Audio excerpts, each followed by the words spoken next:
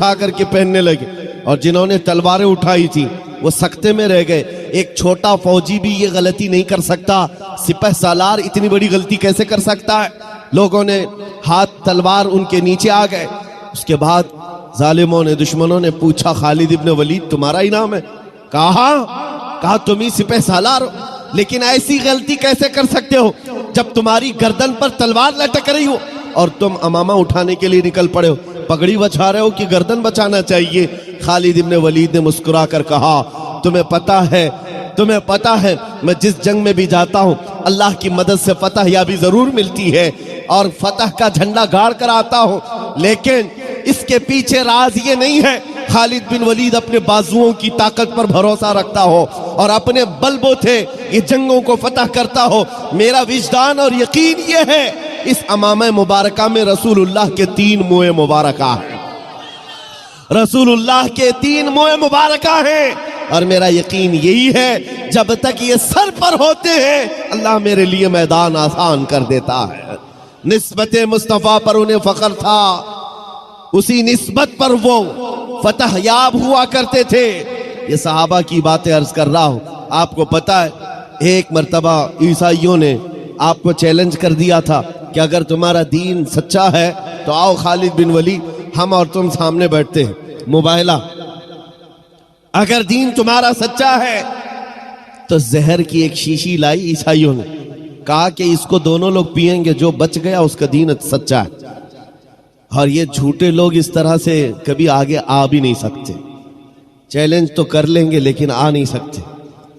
خالد بن ولید کو جب یہ کہا گیا، اور وہ زہر ایسا تھا کہ اگر چمڑی پر بھی لگ جاتا تو چمڑی جل کے نکل جاتی، اور اس زہر کو پینے کی بات تھی۔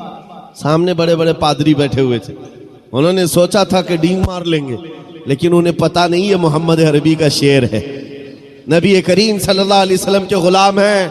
یہ جس طرف نکل گئے طوفان اور آندھیوں نے بھی رخ موڑ لیا ہے، سمندروں نے راستے دے دیے ہیں، 2 نیم ان کی ٹھوکر سے دہریا و صحرا۔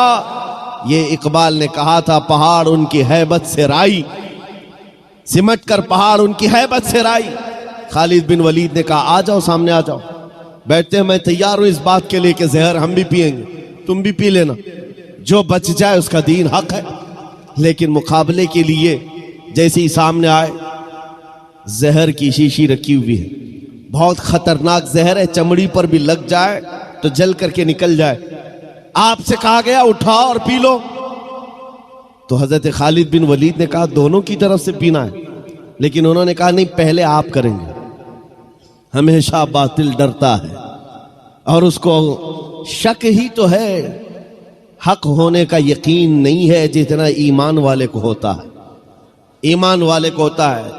مجھے کچھ لوگوں نے کہا تھا آپ نے آگ میں کودنے کی بات کی ہے، گستاخ رسول کے خلاف۔